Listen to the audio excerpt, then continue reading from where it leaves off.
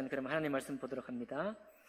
하나님 말씀은 로마서 13장 11절부터 14절까지 말씀이 되겠습니다.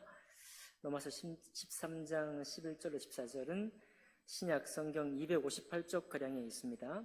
제가 11절을 먼저 읽겠습니다. 또한 너희가 이 시기를 알거니와 자다가 깰 때가 벌써 되었으니 이는 이제 우리의 구원이 처음 믿을 때보다 가까웠음이라.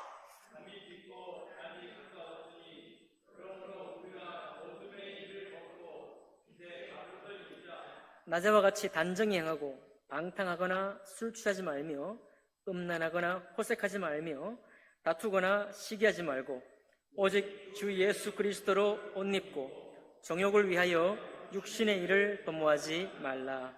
아멘. 말씀과 예배를 위해 기도하겠습니다. 하나님 아버지, 우리 주 예수 그리스도와 이 빛된 진리의 말씀이 우리 마음속에 문득 떠오르고 또한 생각이 나며 하나님 기억됨으로 그 말씀을 거룩함으로 받는 심령이 때로는 놀라며 때로는 기대와 기쁨과 감사하는 마음으로 그 말씀을 받아 그 말씀을 따라 살아갈 수 있는 저희들 그리스도인의 삶이 될 수 있도록 축복해 주옵소서. 그렇게 역사하실 주님을 감사하며 예수 그리스도 이름으로 기도하옵나이다. 아멘.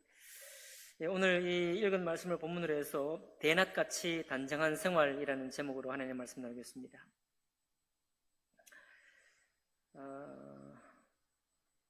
오늘 이 로마서 13장 11절부터 14절에 있는 이 내용을 가지고 어떤 사람은 이것이 침례 받을 때 딱 이런 말씀으로 축복하고 침례를 받으면 좋겠다.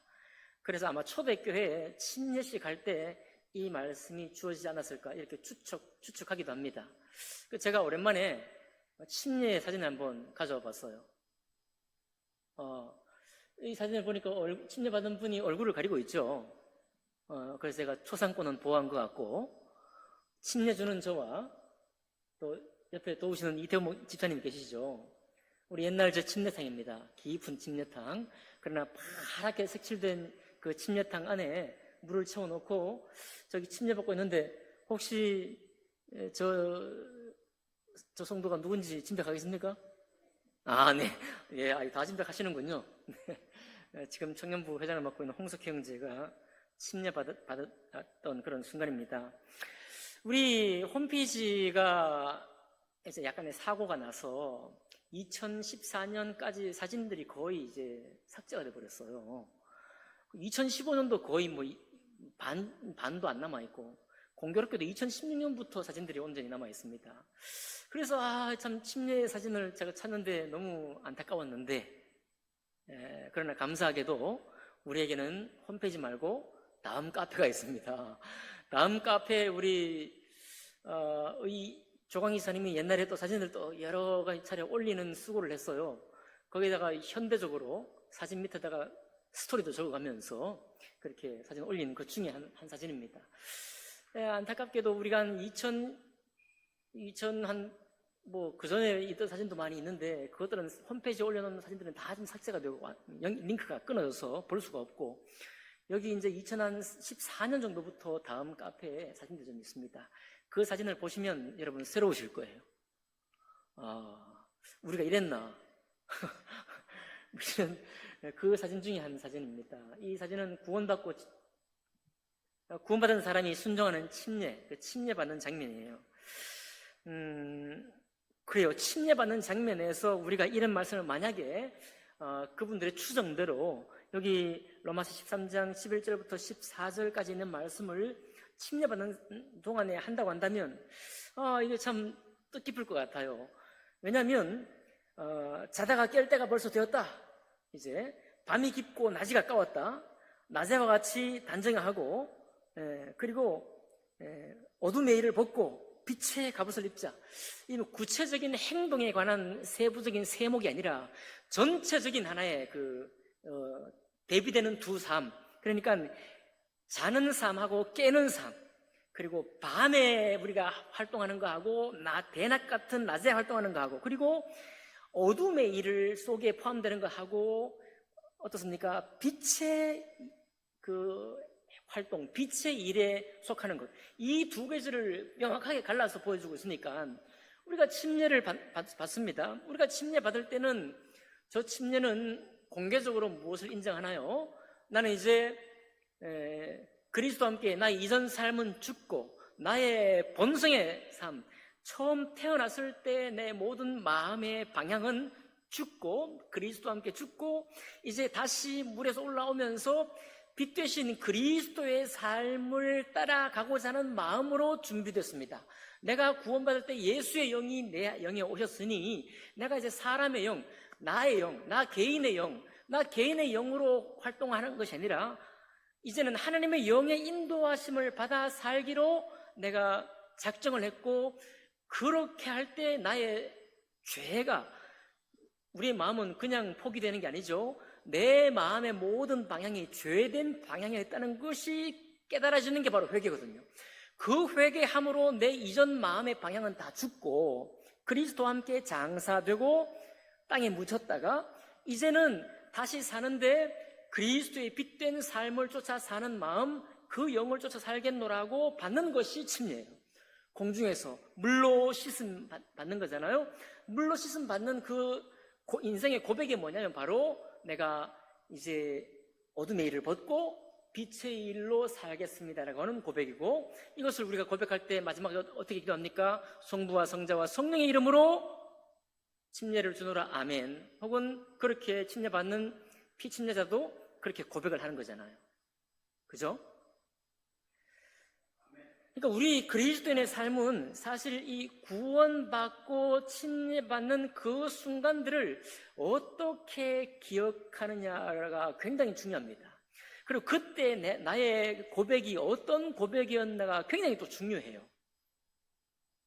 왜냐하면 글쎄 지금 시대보다는 조금 이런 시대, 저희들 세대만 해도 구원받기 전하고 구원받은 이후의 삶이 완전히 많이 달랐습니다.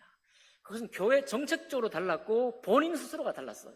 왜냐하면 당연한 결과인 것이 내가 모든 생각하고 만나서 꿈꾸고 계획하고 했던 모든 것들이 죄 아래에 있다는 것이 깨달아진 거거든요. 그러니까 그게 죄와 함께 뒹굴렀기 때문에 그 죄가 깨달아지는 순간 내가 그 죄를 미워하는 힘이 생겨요. 그 죄를 꺼리는 힘이 내 속에 역사합니다. 그러니까 내가 그 전의 삶을 살기를 원하지 않는 거죠. 이것이 너무 강하게 작용을 하다 보니까 그 전에 즐겨보던 영화도 안 보고요. 세속적이라고. 물론 여러분과 저는 돈이 없어서 영화를 볼 처지가 못 됐겠지만 돈도 없는데 무슨 영화입니까? 우리 시절에. 소설책, 시 이런 거 시도 옛날에 뭐 연애할 때는 시도 뭐 공부할 때도 시 보지만은 구원받고는 이 시는 세상 시인이 쓴 거야. 시도 시 보는 것조차 꺼리고 말이죠. 하여튼 세상에서 나온 모든 것들은 세상적이라고 묶어서 그쪽으로는 안 가려고 하고 오직 교회, 오직 하나님 말씀, 오직 목사님과 함께 이 교회를 세워나가는데 우리의 전심이 다 들여졌습니다. 이것은 우리가 돌아보건대 너무 과도했다. 왜 내가 그랬을까? 이렇게 생각은 하지만 그러나 그건 바로 거룩이 우리를 이끄는 힘이었거든요. 우리가 새롭게 변화된 삶, 거룩한 하나님이 우리를 이끌어가는 힘이었기 때문에 비록 지금 돌아볼 때 안 그래도 되는데 왜 우리가 그랬을까? 라고 하지만 그 시간이 너무도 귀하고 의미 있는 이유는 내 속에 역사하는 거룩한 하나님의 힘이 나를 자꾸만 그렇게 끌고 가기 때문에 그 모든 일이 과도하게 내가 죄가 아닌데도 불구하고 죄라고 이렇게 묶어냈지만 그러나 세상적이라는 것과는 정말 담을 쌓으려고 애를 썼습니다. 그러니 우리는 쓸 말이 있어요. 우리는 구원의 간증을 쓰라고 하면 쓸 말이 너무 많습니다. 왜요? 내가 전에 어떻게 살았고 내가 구원받고 침례 순종한 이후에 내 삶이 어떻게 변했는가? 이게 너무 확실하기 때문이에요. 예? 그냥 두부 갈라지듯이 쫙 갈라진 거예요. 대나무 갈라지듯이 쫙 갈라져 버린 겁니다. 이 힘이 우리에게 있는 사람은 믿음에 도전하고 주님을 따라가고자 하는 이 힘이 우리에게 강하게 역사해요.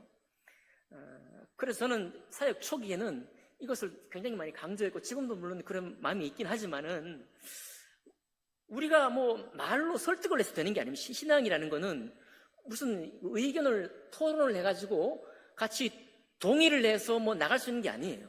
이 신앙은 둘이 뭐 우리가 마음과 뜻이 맞다고 신앙이 되는 게 아닙니다. 우리 일상생활은 비록 뜻 맞는 사람끼리 가면 훨씬 더 편하고 좋지만 하나님의 거룩한 일을 이루는 데는 무엇이 꼭 필요하냐? 바로 이 거룩히 우리를 이끌어가는 힘이 필요해요. 거룩은 번역하면 구별되는 것이거든요. 구별. 거룩은 세상과 구별되는 것이 거룩입니다. 구별되고 하나님과 가까이 하는 게 바로 거룩의 뜻이에요. 그런데 그 거룩이 어디에서 처음 우리의 마음에 역사하느냐? 바로 구원받는 순간과 공중에서 침례받는 순간에 우리의 믿음의 고백을 공개적으로 이제 표시한 겁니다. 그때 우리의 고백이 우리 속에 분명한 구원의 능력이 있고 역사함이 있을 때 이 사람이 하나님을 향해 달려가는 이 속도가, 하나님 말씀을 향해 정말 달려가는 속도가 어마어마한 겁니다. 주님 우리를 이끌어 가시거든요. 그런 기억이 있기를 원하는데,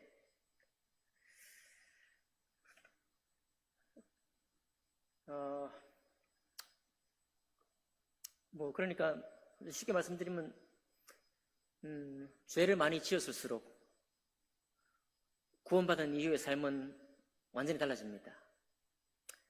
여기 죄를 많이 짓는다는 것은 나쁜 일을 많이 했다 이런 것도 될 수 있지만, 하나님을 자기가 알고 있는 모든 지식으로 하나님을 대적해보고 하나님을 거절해본 사람은, 결국은 하나님을 이겨먹으려고 해본 사람은 하나님이 나를 완전히 이기실 때 굴복되는 거거든요.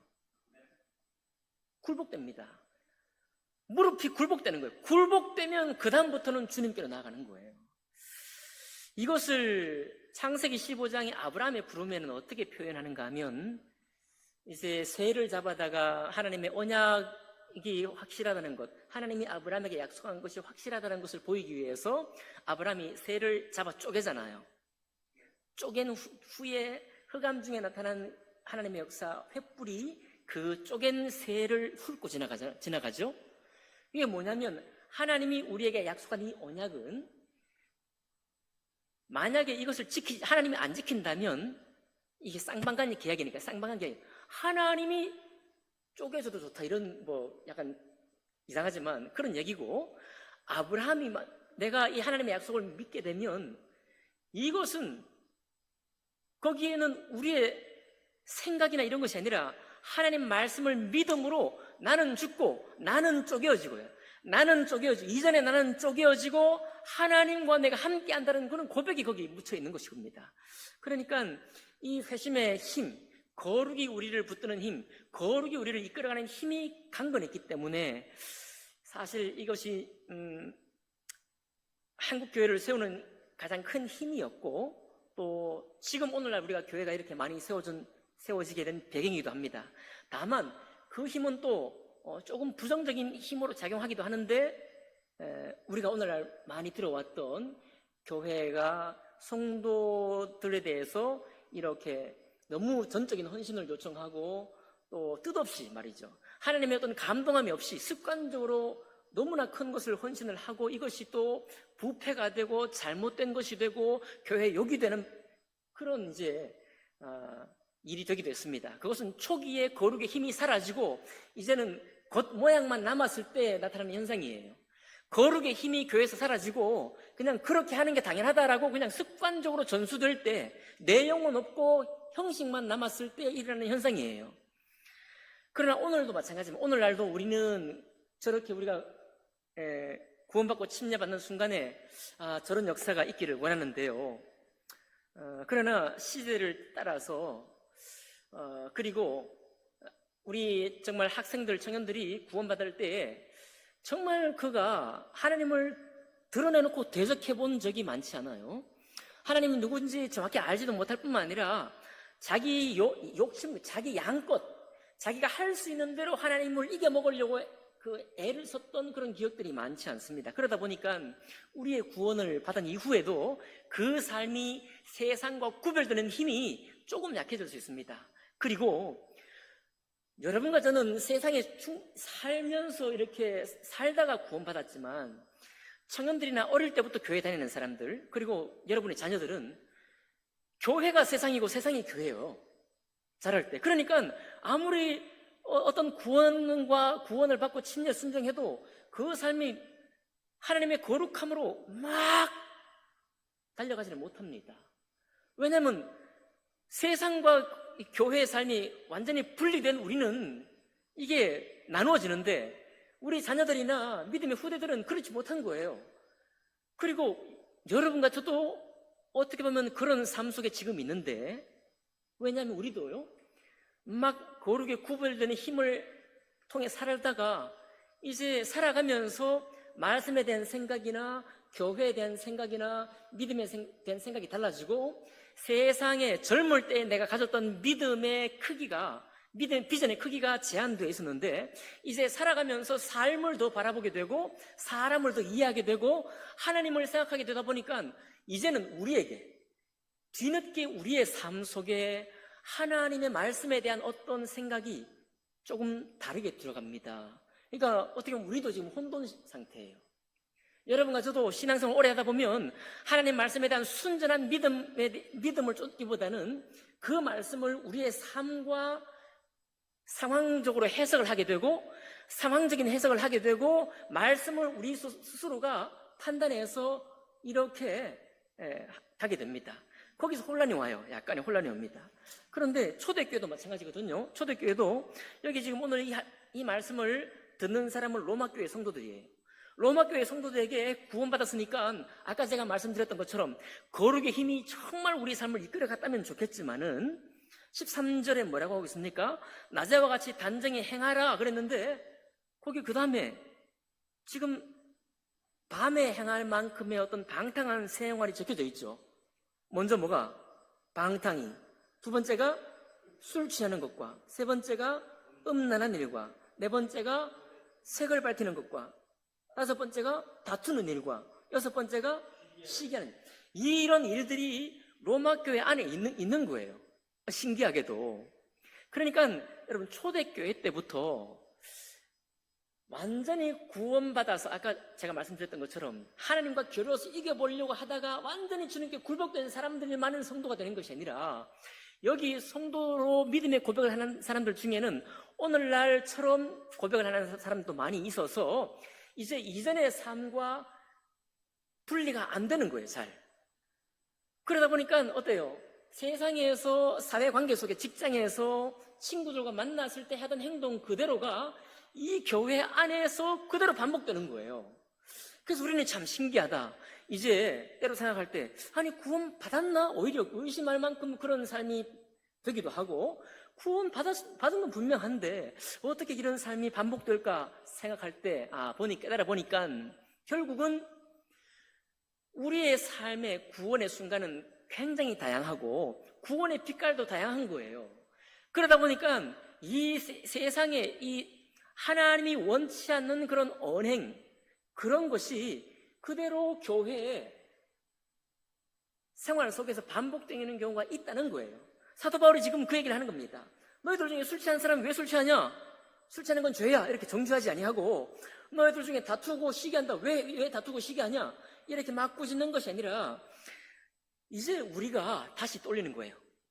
우리가 여러분들이 구원과 침례를 어떻게 경험했던지 간에 이 우리가 받은 구원과 침례 내 마음에 어떠했던지 간에 이 구원과 침례는 그리스도께서 우리에게 주신 선물입니다. 그리스도께서 대신 우리를 위해 죽으시고 다시 사심으로 어둠의 일에서 우리를 불러내신 하나님의 그 뜻을 나타내는 거거든요. 이 사실을 계속해서 우리에게 상기시키고 있는 거예요. 그러니까 갖가지의 잘못된 행실을 꾸짖고 책망하기 이전에 우리가 지금 교회 생활하고 신앙생활을 하게 된 이 시작이 어디에서 오느냐 이거예요. 나의 결단이냐? 아닙니다, 여러분. 우리의 결단에서 신앙생활을 시작한 게 아니에요. 그건 바로 예수 그리스도의 행하신 일로 시작된 겁니다. 그리고 예수 그리스도 행하신 일은 여러분과 제가 무슨 생각을 하거나 상관없이 그분은 2000년 전에 확실히 하나님의 사랑을 증명하신 증명이에요.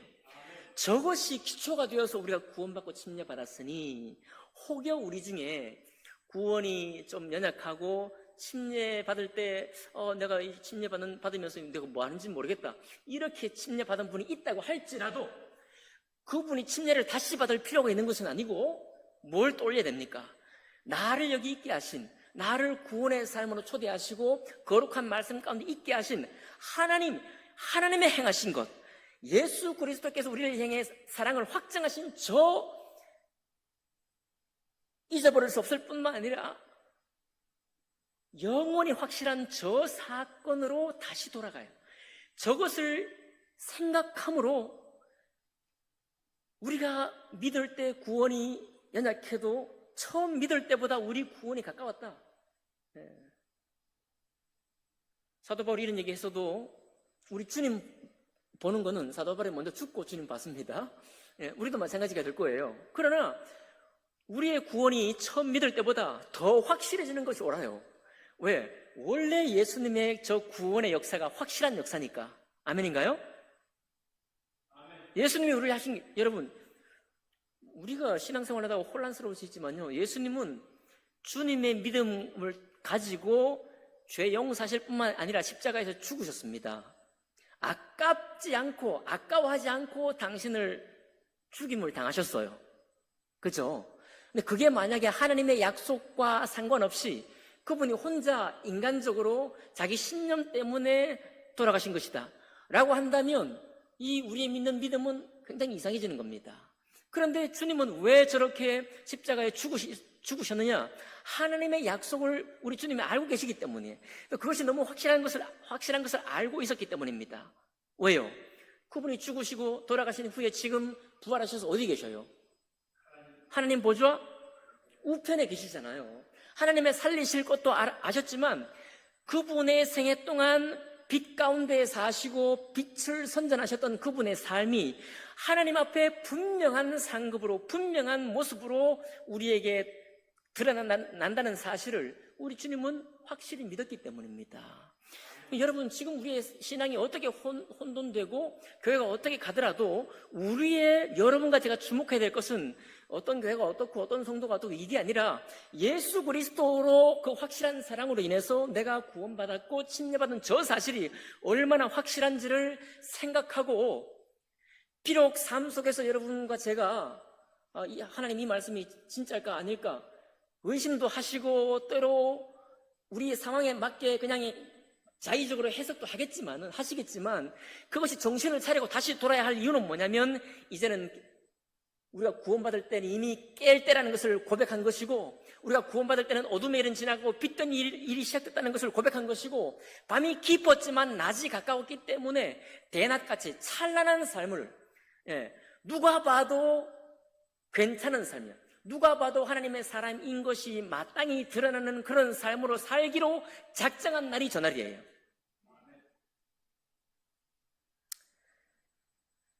이것을 우리가 좀, 여러분과 제가 신앙생활 하면서 이제 마지막 주님 부르실 때 우리 주님 앞에 갈 겁니다. 여러분 그거 믿으시죠? 요거만 하나 더 확인하고 조금 더 나누겠습니다. 여러분 창세기 15장 잠깐 가볼까요? 창세기 15장. 창세기 15장에 보면 여기 아까 새를 쪼개던 그 약속이 나오거든요. 그래서 이제 아브라함에게 하나님이 언약을 합니다. 언약을 하기를 내 몸에서 날 자가 내 상속자가 될 것이다. 15장 4절에, 그리고 5절에 보니까 그를 이끌고 밖으로 나가 이르시되 하늘을 우러러 뭇별을 셀 수 있나 보라. 또 그에게 이르시되 내 자손은 이와 같으리라. 자, 지금 75세가 넘은 아브라함에게, 이미 자녀를 생산할 수 없는 나이인 아브라함에게 하나님이 약속을 하셨는데 이렇게 말도 안 되는 약속을 했단 말이에요. 그렇죠? 그런데 아브라함이 여호와를 믿으니 여호와께서 이를 그의 의로 여기시고 했습니다. 그래 놓고는 아브라함이 믿었는데 8절에 아브라함이 궁금해. 그가 이르되 주 여호와여 내가 이 땅을 소유로 받을 것을 무엇으로 알리까? 자, 자녀에 대한 약속은 이제 믿었는데 땅을 주겠다라고 하나님이 약속을 하고 하니까 도대체 무엇을 가지고 내가 그 사실을 믿을 수 있습니까? 라고 아브라함이 물었어요. 그랬더니 하나님께서 뭐라고 합니까? 나를 위하여 3년 된 암소와 3년 된 암염소, 9절에 보면 3년 된 순양과 산비둘기와 집비둘기 새끼를 가져올지니라. 아브라함이 그 모든 것을 가져다가 그 중간을 쪼개고, 새만 쪼갠 게 아니라 암소도 쪼갰네요, 암염소도 쪼갰네요, 순양도 쪼갰네요. 다 쪼개고 그 쪼갠 것을 마주 대하여 놓고 그 새는 새는 오히려 쪼개지 않았습니다. 솔개가 그 사체에 내릴 때에는 아브라함이 쫓았더라 하고서 12절에 해질 때에 아브라함에게 깊은 잠이 임하고 큰 흑암과 두려움이 그에게 임하였더니 하고, 하나님이 언약을 400년 동안 내 자손을 괴롭히리니 하고, 그리고 나라가 되어서 네가 가나안 땅에 들어갈 것이라 하는 약속을 주십니다. 그리고서 17절에 해가 져서 어두울 때 연기 나는 화로가 보이며 타는 횃불이 쪼갠 고기 사이로 지나더라. 자, 아브라함이 도대체 지금은 꿈도 꿀 수 없는 비전을 아브라함에게 하나님이 약속하셨는데, 그 약속에 대해서 아브라함이 정말 어떻게 내게 이런 일이 있겠습니까? 라고 물었을 때 하나님이 확인시켜 주는 거예요. 그 재물을 다 갈랐을 때 깜깜한 어두운 가운데, 흑암 가운데, 아무것도 보이지 않는 흑암 가운데 두려움이 임하면서 주님께서 뭘 보여주셨습니까? 타는 횃불로 그 사이를 지나가면서 이 언약대로 될 것이라고 보여주셔요. 이건 주님이 확인시켜 주신 거거든요. 이해하시죠?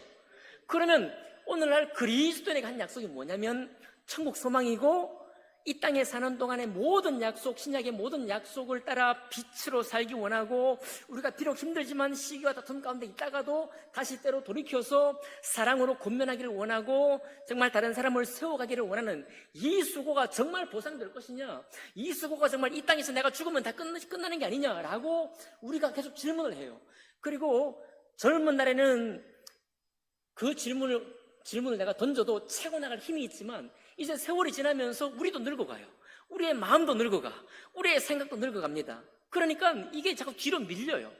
그럴 때 하나님은 아브라함에게는 재물을 쪼갠 사이에 횃불을 지나시면서 확증을 시켜줬는데, 오늘날 그리스도인의 삶에 대한 확증이 뭡니까? 오늘날 그리스도인의 삶의 확증이 뭐예요? 예수 그리스도의 십자가가 확증입니다. 여러분, 우리 주님은 우리 삶에 대한 새로운 확증이 필요 없어요. 여러분, 교회가 무너지고 문 닫았다 다 소용없습니다. 다 필요 없는 거예요. 그런 이야기 하나님이 안 받으십니다. 우리에게 있는 영원한 확증, 다시 주님이 확증하실 이유가 없는 것, 예수 그리스도의 십자가입니다. 그분이 쪼개진 거예요. 우리 대신, 모든 재물 대신 그분이 영원히 쪼개셨습니다. 하나님이 오셔서 육신을 입고 당신이 오셔서 당신의 몸을 쪼개시고, 그리고 다시 살아나신 그 하나님의 살리심을 받으셨고 보좌 우편에 올라가셨다는, 바로 그것이 영원한 최고 확증인 거예요. 그게 바로 영원한 권위입니다. 최종 권위예요. 그 권위가 때문에 여러분과 제가 자녀를 위해서 돈도 벌어야지, 자녀를 끝까지 또 책임도 져야지, 내 인생의 노후도 살펴야죠, 여러 가지 교회들 문제도 보고 다 보지만은, 그래도 여전히 우리가 뒤로 계속 물러나지 말아야 될 것은 우리의 구원과 침례를 바라보는 것이고, 그것을 확증시켰던 예수 그리스도의 제물 되심과 그분이 다시 살으시고 보좌 우편에 계신 것, 우리가 천국에 들어가냐 못 들어가냐, 질문할 필요가 없습니다. 주님이 보좌 우편에 있다는 사실 자체가 증거예요. 증거. 그게 최종 증거의 최고 확증입니다. 그래서 사도 바울이 지금 이걸 얘기하는 거예요. 로마교회 성도들아, 여러분들이 지금 믿음 가운데 어려움도 있고 혼란도 있고 혼돈도 있다. 그렇지만 우리가 뭘 볼 거냐? 왜 우리가 낮에와 같이 단정한 삶을 살 것이냐? 왜 우리가 그렇게 밤에 그런 어두운 세계 속에서의 삶을 살지 아니하고 낮에와 같이 단정히 살 것이냐? 바로 저거다, 저거.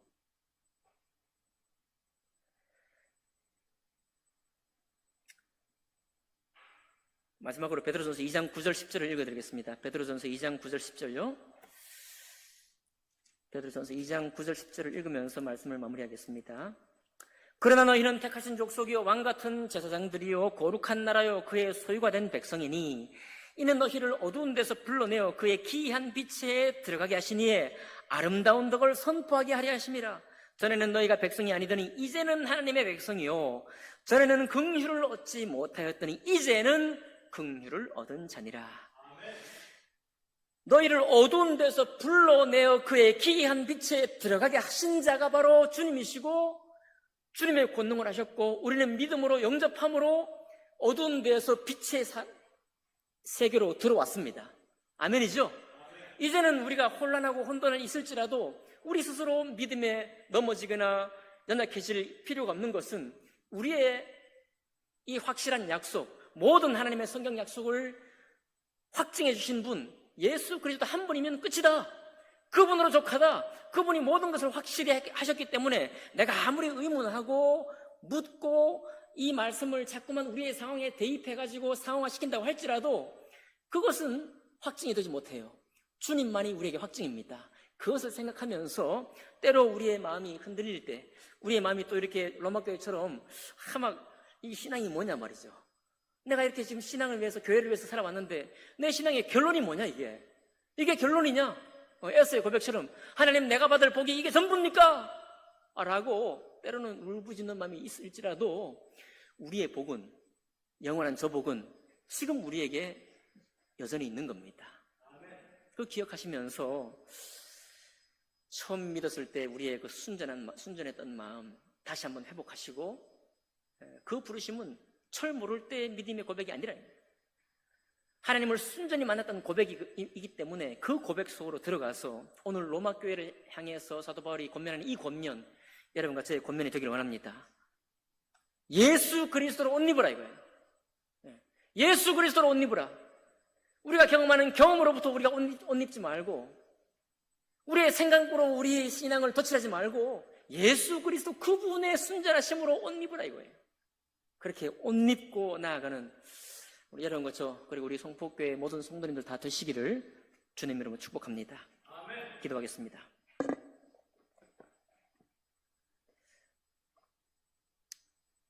존귀하신 하나님 아버지 감사합니다.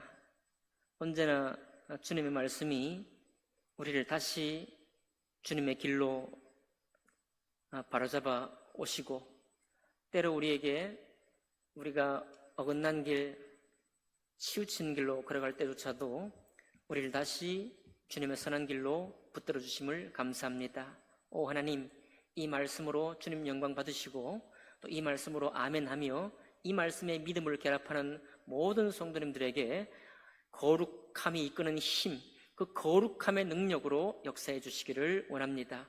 주님께서 그 일을 통해서 하나님 우리의 변화된 삶을 통해 영광 받으시기를 원하오며 귀하신 우리 주 예수 그리스도 이름으로 기도하옵나이다. 아멘.